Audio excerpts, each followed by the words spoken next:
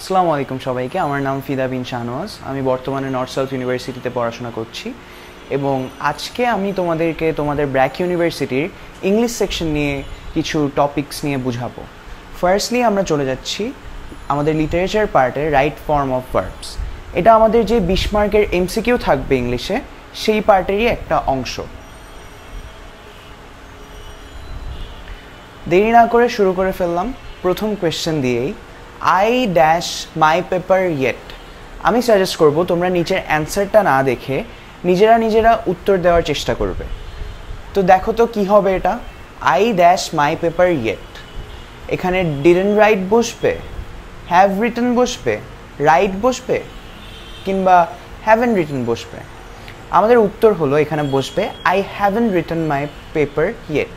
কেন I have not written my paper yet কেন বসলো? কারণ এখানে ইয়েট হচ্ছে একটি অ্যাডভার্ব, যেটা দিয়ে বোঝানো হয় এটি একটি নেগেটিভ প্রেজেন্ট পারফেক্ট সেন্টেন্স। তো সেই ক্ষেত্রে অলওয়েজ হ্যাভ নট হবে।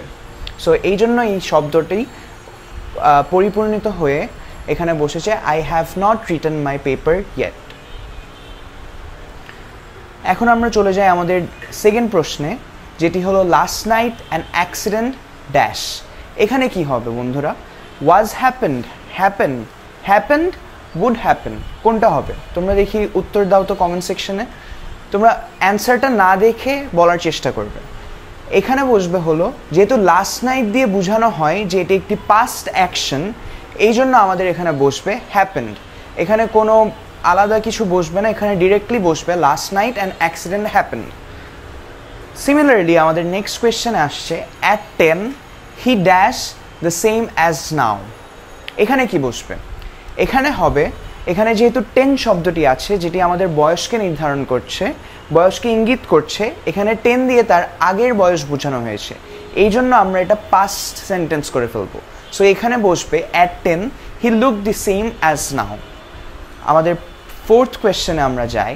এখানে বসলো how long dash to that place. এখানে হাউ লং বলতে বোঝানো হচ্ছে যে এটি একটি present perfect continuous sentence. So এই ক্ষেত্রে আমাদের হ্যাভ ইউ বিন গোয়িং হবে।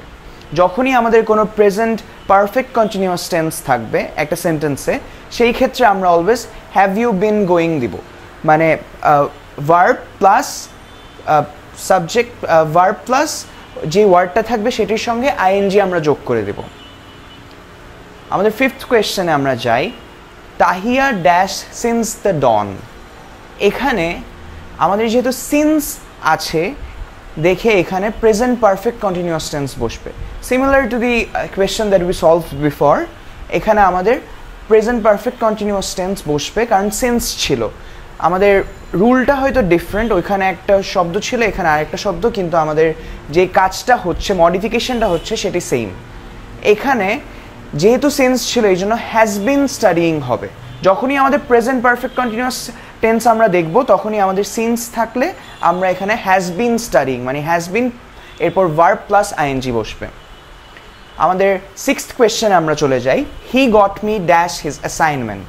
এখানে আমাদের যেহেতু গট প্লাস অ্যাকশন ডুয়ার, অ্যাকশন ডুয়ারটা এখানে কে? হি বসতেছে। এই যে হি got me dash his assignment, এই স্ট্রাকচারে যেহেতু আছে, এই স্ট্রাকচারে থাকলে ভার্বের ইনফিনিট ফর্ম হয়। ইনফিনিট ফর্ম বলতে ভার্বের কি, এটা আমরা অন্য ক্লাসে শিখবো, কিন্তু আপাতত আমরা শিখে রাখি, যেহেতু তোমাদের এক্সাম খুব তাড়াতাড়ি সামনে চলে আসছে, এই জন্য আমরা একটু একটা শর্ট ক্র্যাশ কোর্সের মতো এগুলো শিখে ফেলি। গট প্লাস অ্যাকশন ডুয়ার স্ট্রাকচারে থাকলে আমরা ভার্বের ইনফিনিট ফর্ম বসাবো। যেমন এখানে হি got me to do his assignment. এখানে ডুইংও বসবে না, ডানও বসবে না, ডুও বসবে না, এখানে হবে he got me to do his assignment. আমরা আমাদের সেভেন্থ কোয়েশ্চেনে চলে যাই। এখানে হলো Tania was screaming as if she dash a ghost. এখানে যদি আমাদের মনে রাখতে হবে অ্যাজ ইফ, অ্যাজ দো, এসব সেন্টেন্সের আগে পাস্ট ইনডিফিনিট বা পাস্ট কন্টিনিউয়াস টেন্স থাকে, তবে অ্যাজ ইফ, অ্যাজ দো এসব শব্দের পরে আমাদের পাস্ট পারফেক্ট টেন্স হয়।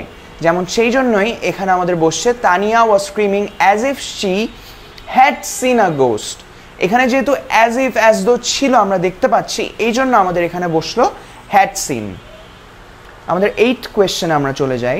এখানে I dash to meet her science I saw her movie. এখানে একটা প্রিন্টিং মিস্টেক হয়েছে, এখানে I dash to meet her since I saw her movie হবে।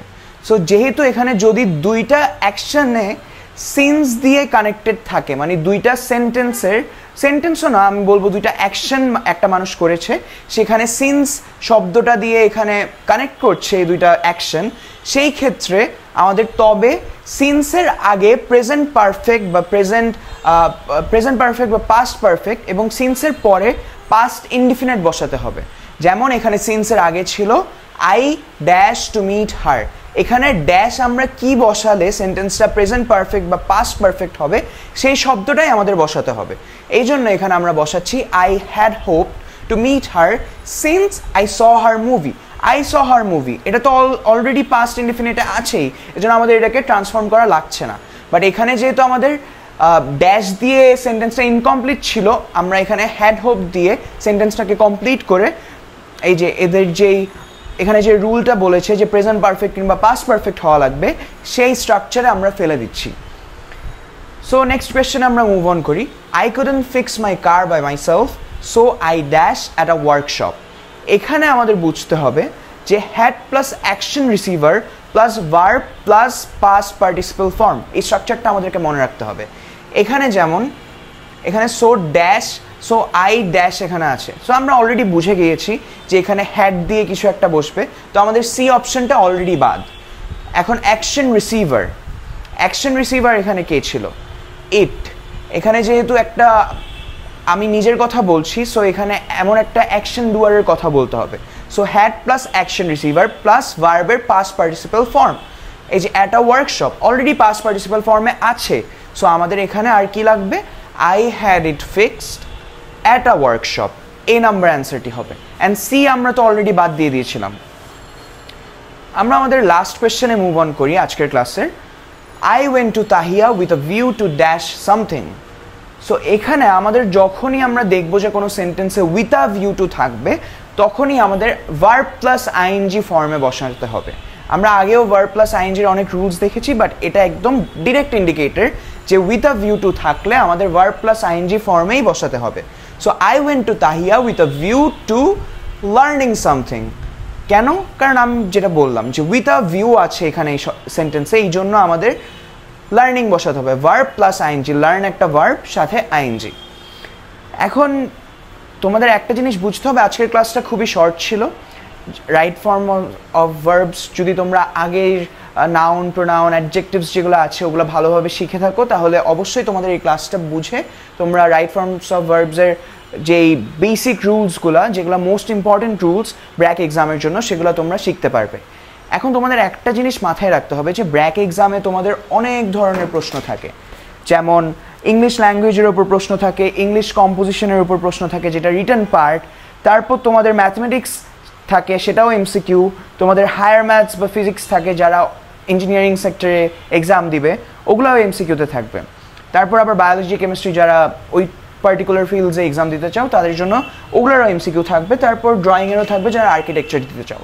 এখন তোমাদের বাকি সব সাবজেক্টস কিন্তু অনেক টাফ, তোমরা যারা স্টেম বেসড এক্সাম দিবে তোমাদের হায়ার ম্যাথস, বায়োলজি এসব অ্যান্সার করা লাগতে পারে, আবার ম্যাথমেটিক্স তো সবার জন্যই আছে।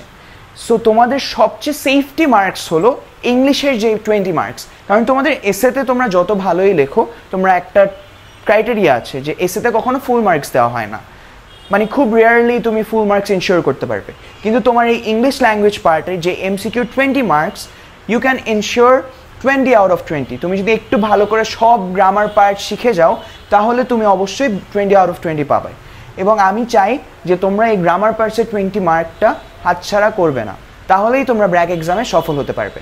থ্যাংক ইউ সবাইকে, আসসালামু আলাইকুম।